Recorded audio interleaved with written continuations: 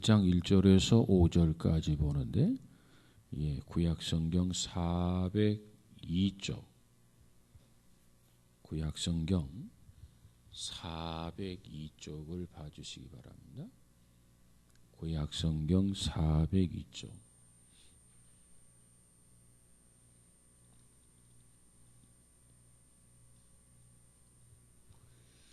자, 402쪽 보셨으면 1절에서 5절까지 같이 봅니다. 시작.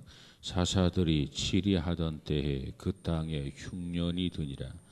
유다 베들레헴의 한 사람이 그의 아내와 두 아들을 데리고 모압 지방에 가서 거류하였는데 그 사람의 이름은 엘리멜렉이요 그의 아내의 이름은 나홈이요 그의 두 아들의 이름은 말론과 기론이니 유다 베들레헴 에브라 사람들이더라.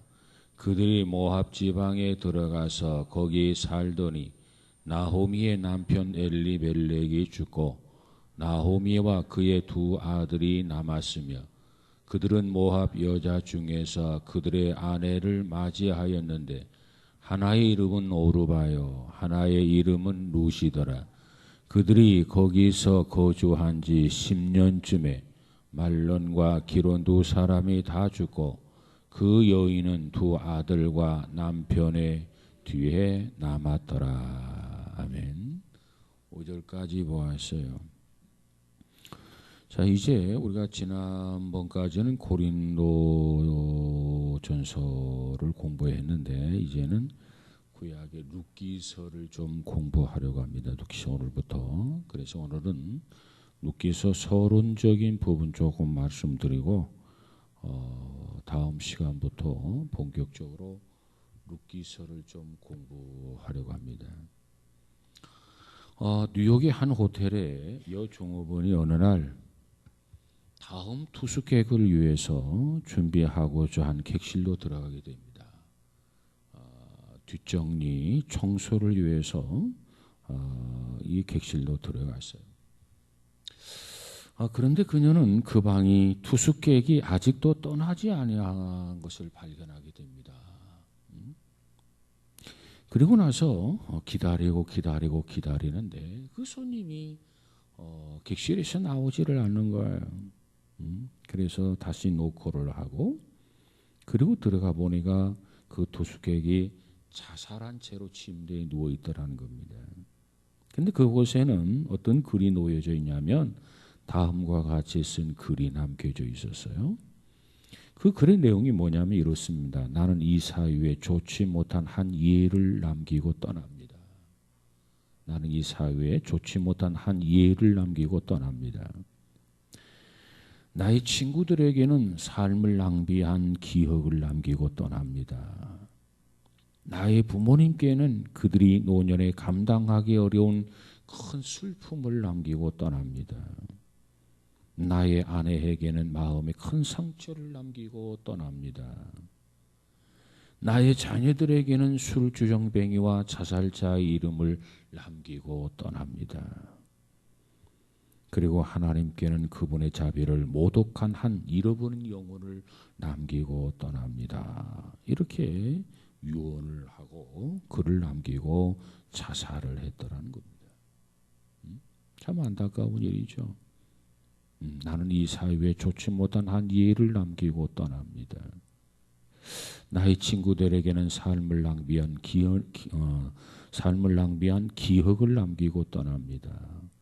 나의 부모님께는 그들이 노년에 감당하기 어려운 큰 슬픔을 남기고 떠납니다. 나의 아내에게는 마음의 상처를 남기고 떠납니다. 나의 자녀들에게는 술주정뱅이와 자살자의 이름을 남기고 떠납니다. 그리고 하나님께는 그분의 자비를 모독한 한 잃어버린 영혼을 남기고 떠납니다.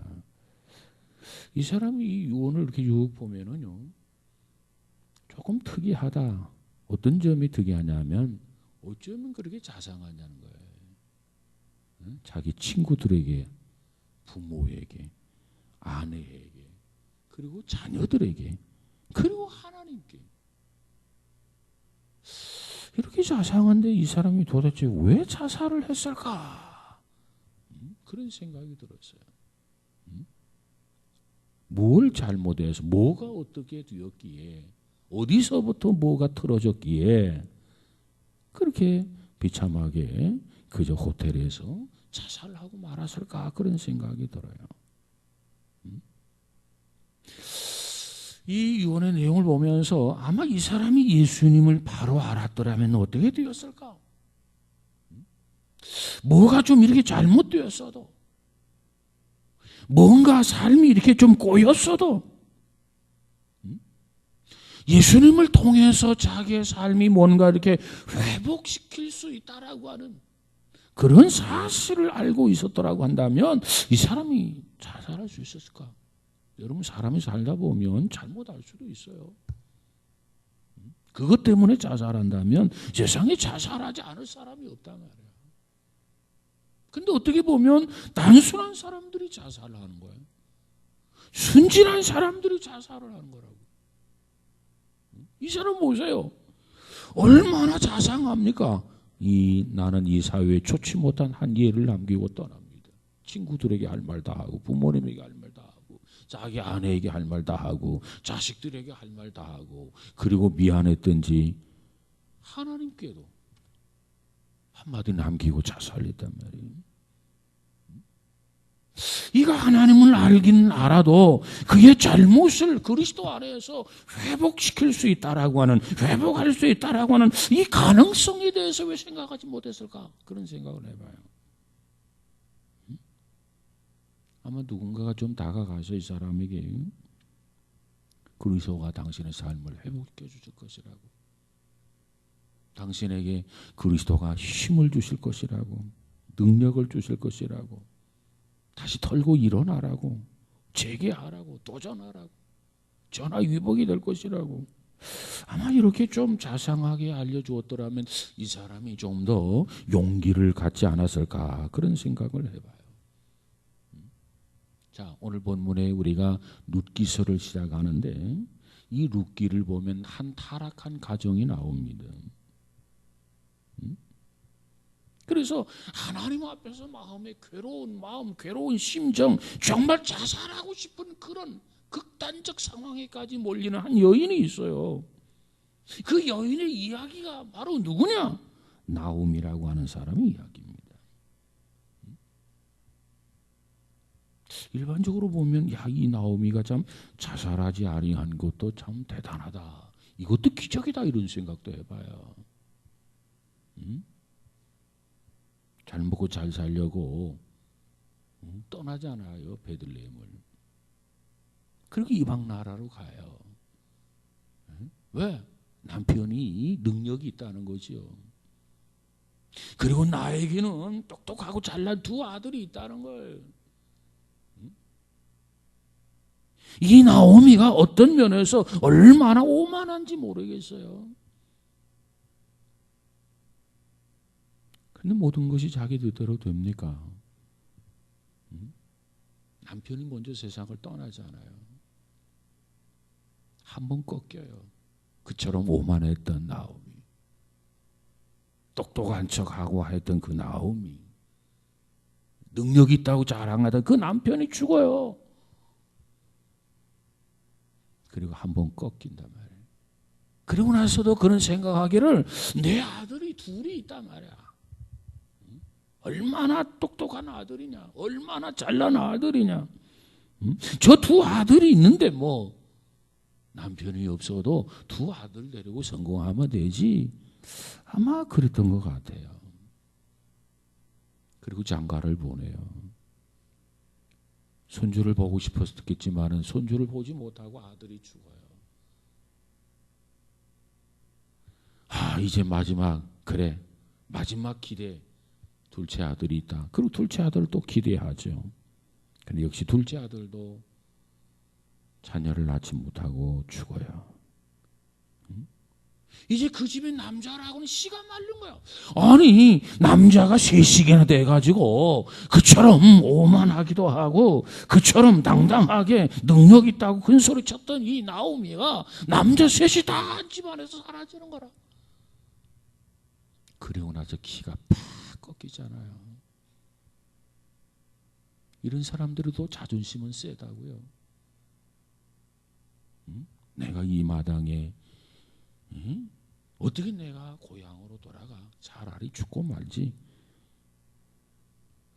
그래서 자살할 수 있는 가능성도 있는 여인이었어요. 그런데 그 여인, 하나님 통해서 그 가정이 어떻게 회복되어지는지, 하나님께서 그 가정을 어떻게 구원해 주는지, 하나님이 어떤 간섭과 어떤 역사를 통해서 그로 하여금 하나님의 사람이 되게 하는지 그 과정을 가르쳐 주는 것이 룻기서의 내용입니다.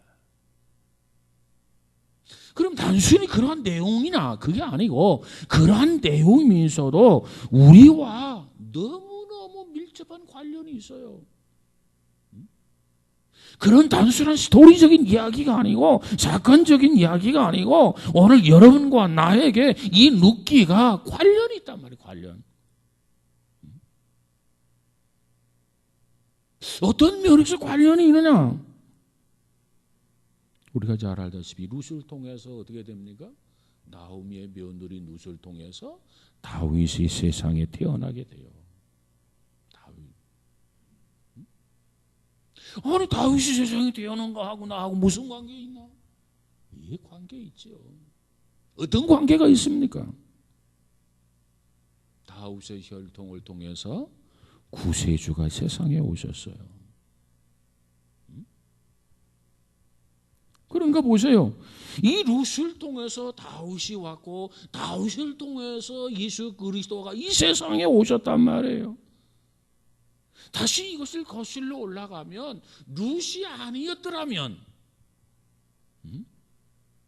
이 다윗이 세상에 올 수가 없었고, 다윗이 세상에 오지 못했다면 이 땅에 구세주를 우리가 소유할 수 없었을 거예요. 예수 그리스도를 우리가 믿을 수 없었을 거예요. 그렇기 때문에 이 조카 롯, 이 룻기서, 이 룻에 대해서 정말 우리는 관심 있게 공부하면서 이 룻기를 통해서 하나님이 우리에게 어떤 교훈을 주실 것인가 기대하면서 같이 공부해 보고자 합니다. 그래서 오늘은 특별히 그 역사적 상황에 대해서만 좀 말씀드리고 마치려고 합니다. 자, 오늘 1장에 보았는데 1장 1절에 뭐라고 그랬죠? 한번 읽어볼까요? 시작. 사사들이 치리하던 때에 그 땅에 흉년이 드니라. 유다 베들레헴의 한 사람이 그의 아내와 두 아들을 데리고 모압 지방에 가서 거류하였는데 그랬어요. 자, 이 룻기가 어떻게 시작합니까? 사사들이 치리하던 때에 이렇게 시작합니다. 사사들이 치리하던 때. 사사들이 치리했다. 이게 무슨 소리예요? 자, 룻기서 앞에 보면 사사기서가 나오는데, 이 사사기는요, 이스라엘이 혼란 속에 있었던 때를 역사적으로 기록한 것이 사사기예요. 혼란스러웠던 때, 혼란스러웠던 역사를 기록한 것이 사사기다.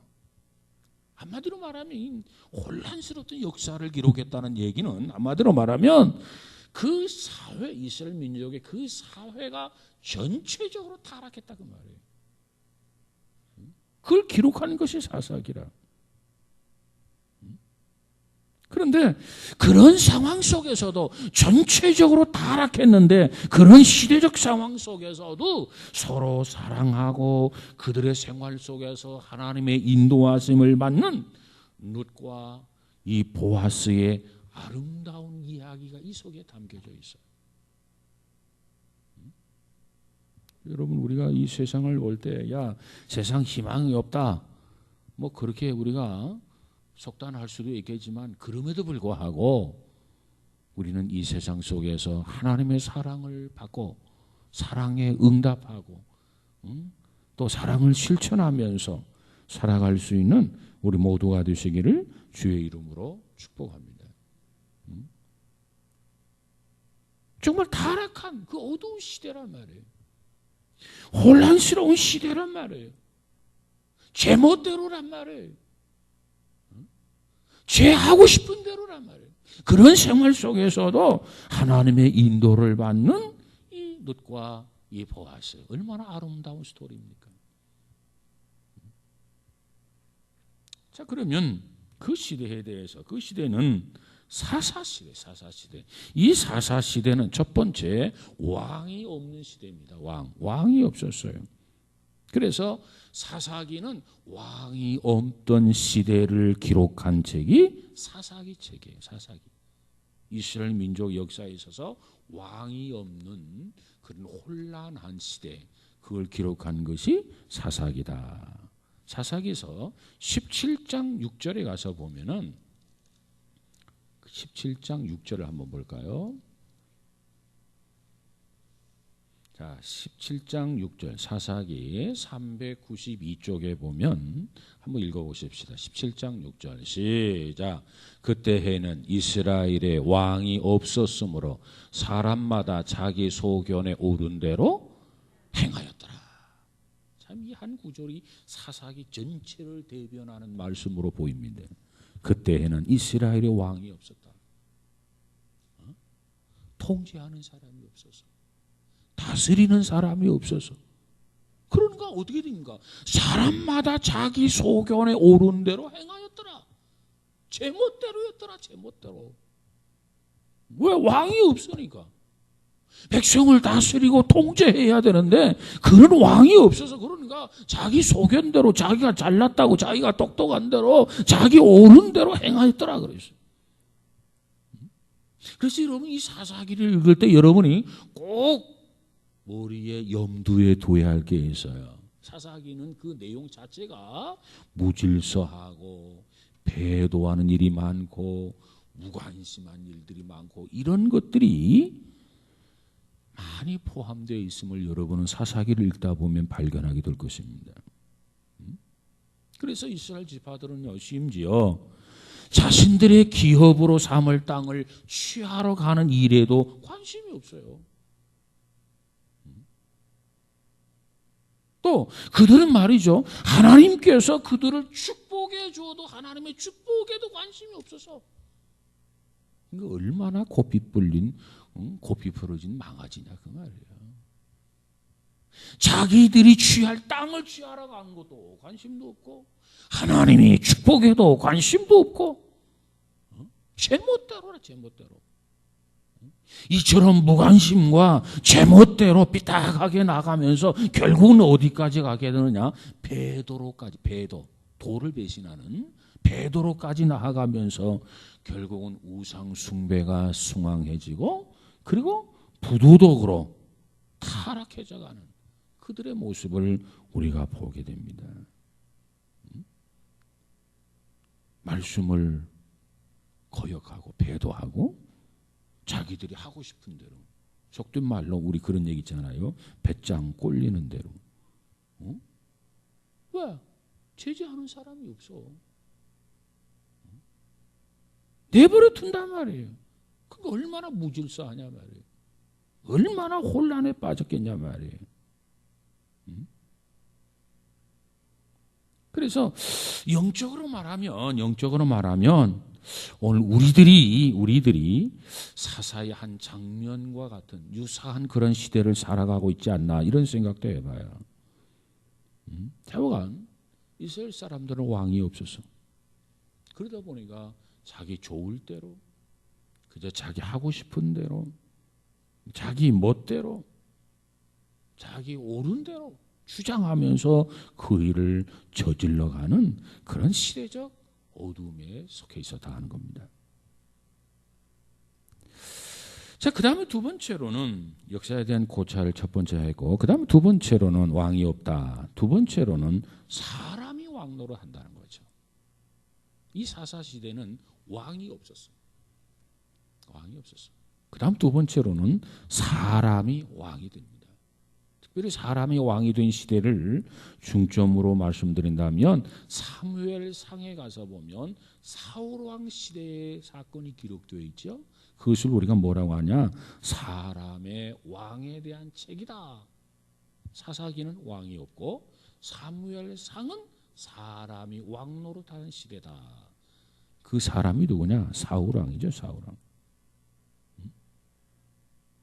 그래서 사무엘 그 상 8장에 가서 보면 이스라엘 백성들이 그들이 하다 보니까 자기들 보기에도 너무 무질서하거든요. 자기들 보기에도 너무 혼란하거든요.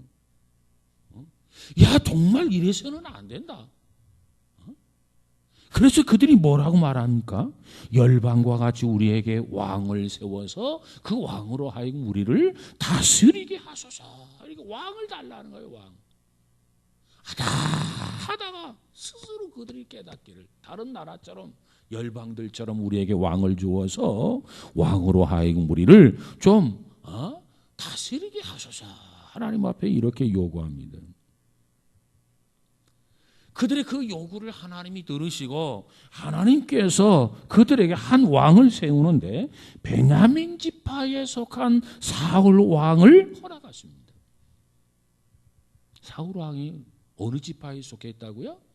베냐민 지파, 베냐민 지파. 자, 우리는 여기서 한 가지 사실을 깨달을 수 있는데 사울 왕은 결국 이스라엘 왕조를 세울 왕이 아닙니다. 그게 무슨 소리냐? 응? 이스라엘 왕조를 세우려고 하나님께서 사울 왕을 선택해가지고 이스라엘 초대 왕으로 세운 게 아니었어요. 그게 무슨 소리냐면 우리가 이 말씀을 보면 알 수 있어요. 창세기 49장 10절에 가서 보면은 뭐라고 하냐면 하나님께서 이스라엘 왕국을 세우게 될 터인데, 자, 창세기 49장에 한번 가서 볼까요? 중요한 내용이니까 한번 우리가 확인하고 가도록 하겠습니다. 49장 10절.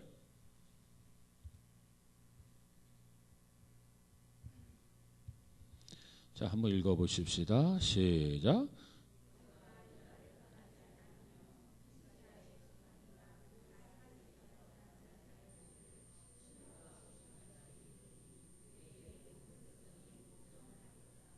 네, 자 여기 보면은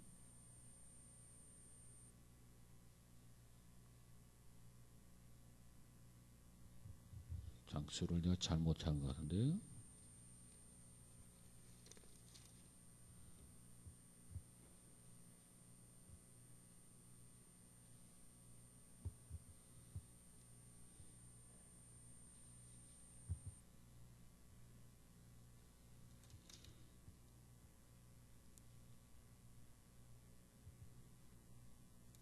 자, 그 구절은 다음에 내가 알려드리려 하고 그 내용이 뭐냐면 이런 내용입니다.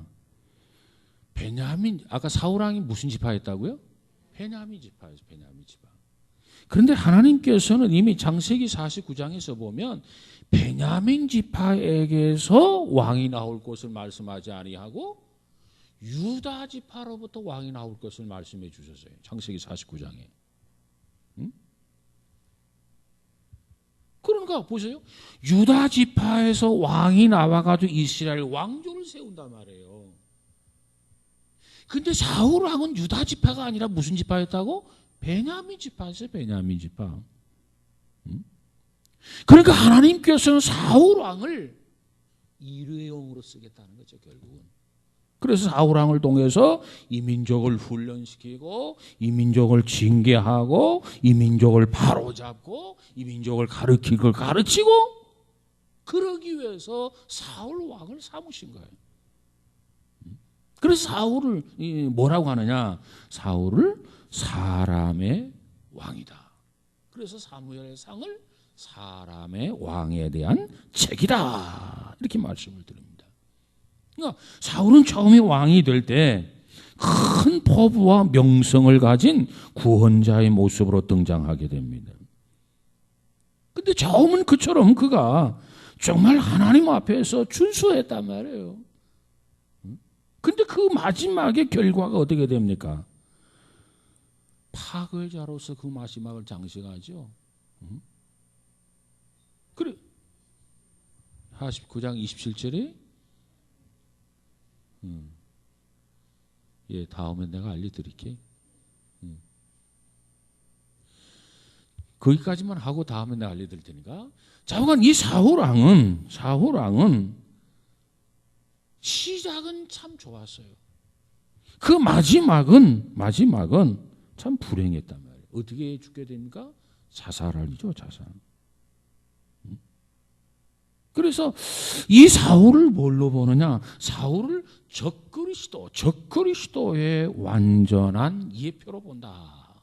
적그리스도의 예표로 보는 성서학자들이 많아요. 어느 날 세상은 한 통치자를 요구하게 되는데 바로 그런 혼란한 시대에 적그리스도가 태어나듯이 그 사울은 이와 같이 혼란한 시대에 한 통치자, 왕으로 등극을 하게 됩니다.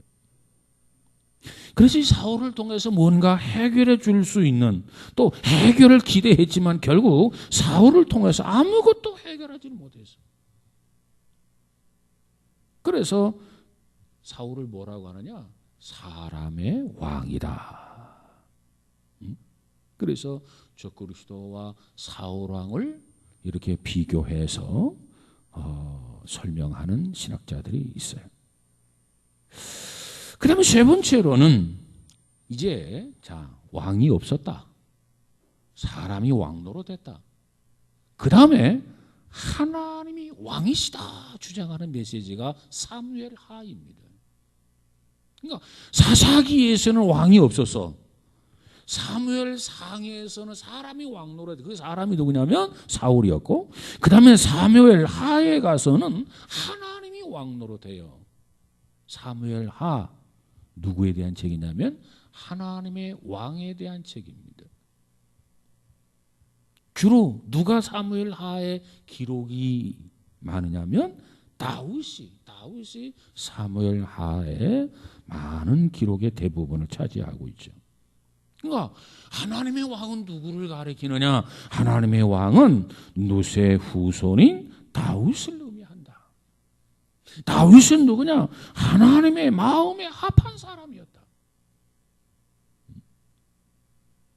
그리고 이 다윗에게는 우리 주 예수 그리스도와 같은 아름다운 모습이 담겨져 있어서 우리가 다윗을 통해서 그리스도의 모습을 보게 됩니다. 자, 다윗은 예수 그리스도처럼 어디에서 태어나느냐? 유다 지파에 속한 베들레헴에서 태어나게 돼요. 베들레헴에서. 다윗은 또 목자였어요. 목자. 양을 치는 목자. 근데 우리 주님은 요한복음 10장 11절에서 말하기를 나는 선한 목자다 이렇게 말씀을 하셨어요. 또 다윗의 경우를 보면 공식적으로 이 다윗이 보좌에 앉기 전에 수년간 백성들에게 배척을 받았어요. 사무엘을 통해서 기름 부음을 받고 바로 다시 왕 보좌에 앉은 거 아니에요. 수년간 백성들에게 배척을 받아서 저게 정말 왕인가 신한가 백성인가 할 정도로 구분이 가지 아니할 정도로 기름 부음을 받고도 그냥 평범하게 살았단 말이에요. 그런가 하면 우리 주님도 또한 그분의 백성들에게 배척을 당했어요. 특별히 유대인들에게 배척을 당했어요. 외면을 당했어요. 십자가에 못 박으라 그랬잖아요. 그리고 차라리 바나바를 놔달라고 외치잖아요. 모든 핏값은 우리가 다 책임지겠다고 말하잖아요. 이처럼 유대인들에게 주님께서는 배척을 당하셨다. 그러던 어느 날 다윗은 보좌에 앉으시게 됩니다. 이스라엘 나라의 제2대 왕이 되게 되죠. 다윗의 경우를 보면 전쟁터에서 그의 원수 골리앗을 패배시켰습니다. 마찬가지로 예수님께서도 광야에서 사탄을 이기셨습니다. 그것도 금식기도 하고 이기셨어요. 힘으로 이긴 거 아니에요.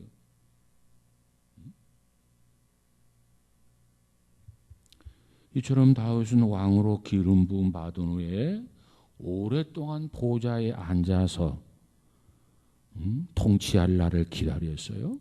예수님도 마찬가지로 예수님도 하나님의 왕으로서 기름 부음을 받았지만은 기다렸다가 대관식에 참여하게 되더라 하는 겁니다. 그리고 멸관을 쓰고 세상을 다스리게 될 것입니다.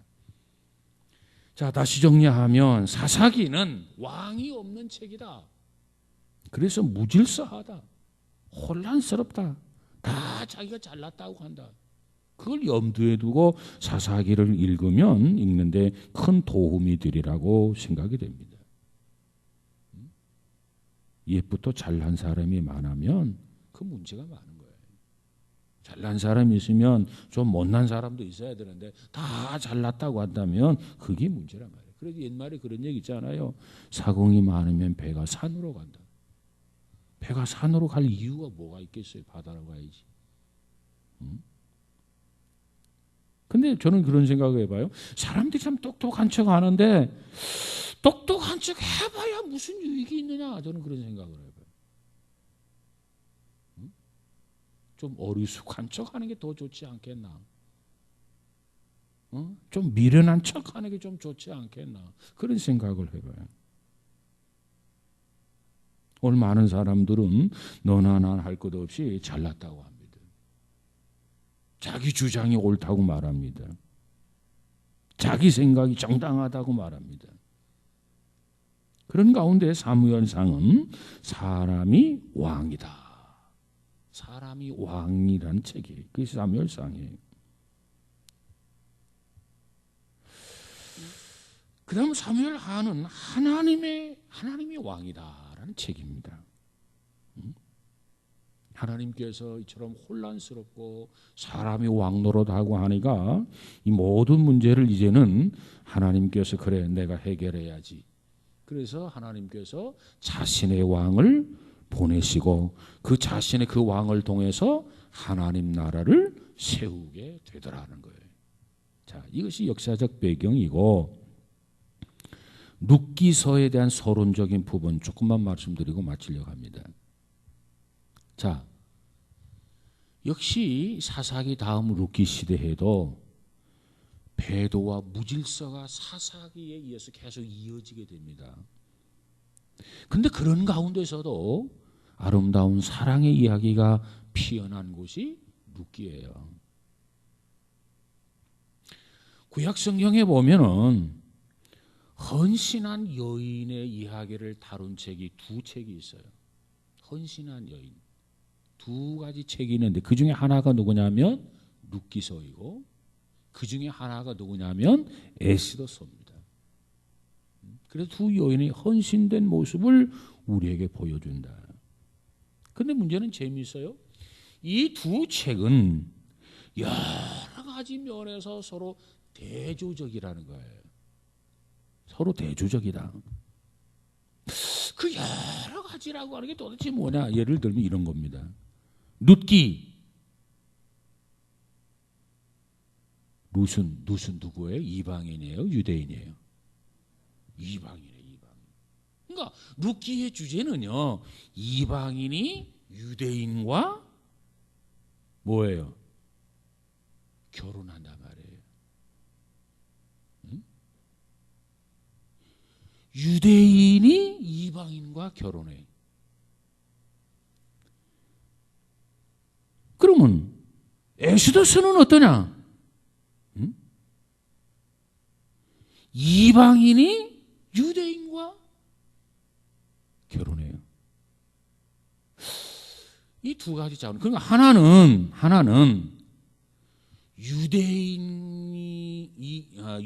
유대인과 이방인. 그러니까 룻기는 유대인과 결혼하는 이방인의 모습을 볼 수 있고, 하나는 이방인과 결혼하는 유대인의 모습을 볼 수 있어요.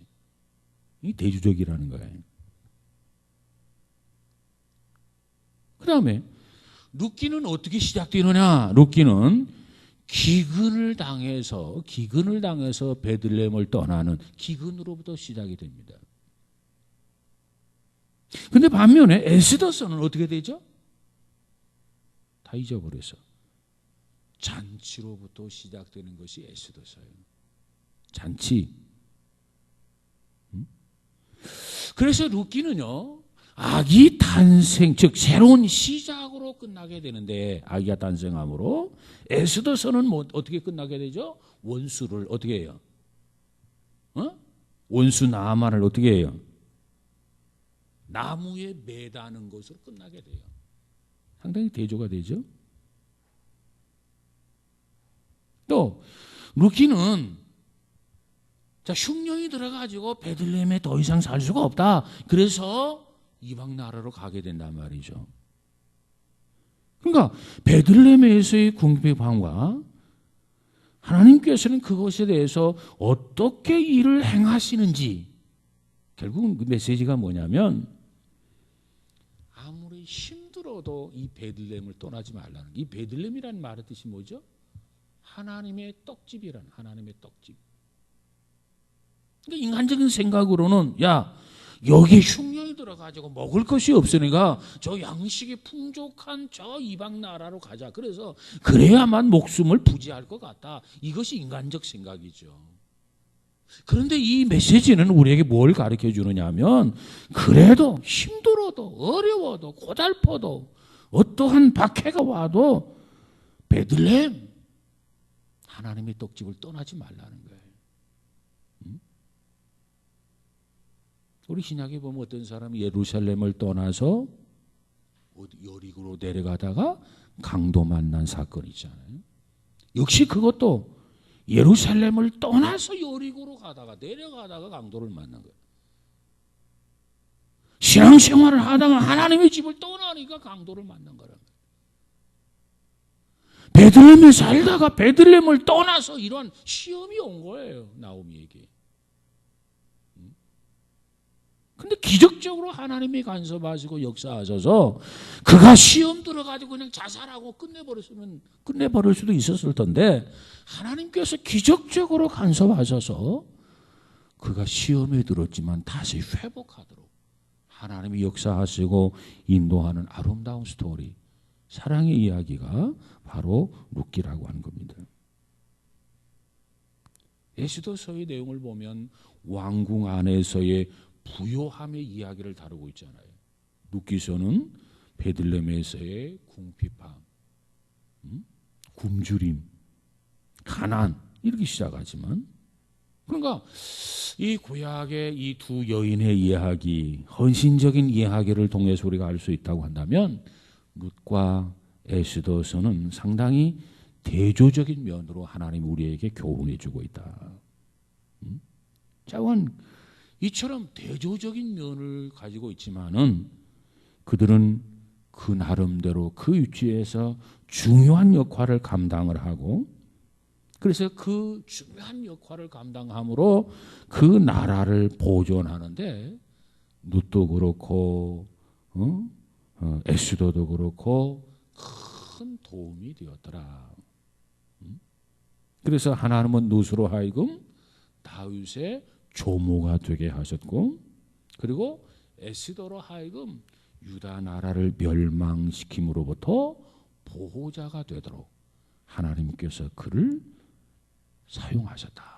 이것이 에스더서와 룻기서의 양면성이라 이렇게 볼 수 있습니다. 자, 물어볼게요. 룻기서가 몇 장으로 구성되어 있죠? 몇 장으로 구성되어 있죠? 자, 룻기서를 공부함에 있어서 몇 장으로 구성되어 있는가 정도는 알아야 될 것으로 생각이 되어져서 물었어요. 그러니까 그냥 가만히 앉아가지고 여러분 그냥 룻기서 공부한다 이렇게 생각하지 말고, 룻기서는 4장이다. 이 1장, 2장, 3장, 4장에 그 나름대로 중요한 포인트가 있어요. 그게 뭘까 한번 생각하면서 여러분이 집에서 읽어온다고 한다면 공부하는데 더 큰 도움이 되리라고 생각이 되어집니다. 아무쪼록 우리가 룻기서를 통해서 이 시대에 하나님께서 우리를 어떻게 간섭하고 역사하시는지 세미한 하나님의 음성을 들을 수 있는 귀한 계기가 되었으면 합니다. 자, 자, 오늘은 여기까지만 하겠어요. 기도하십시다. 거룩하신 하나님 감사합니다. 특별히 룻기를 통해서 우리에게 주시고자 하는 교훈을 깨닫기 원합니다.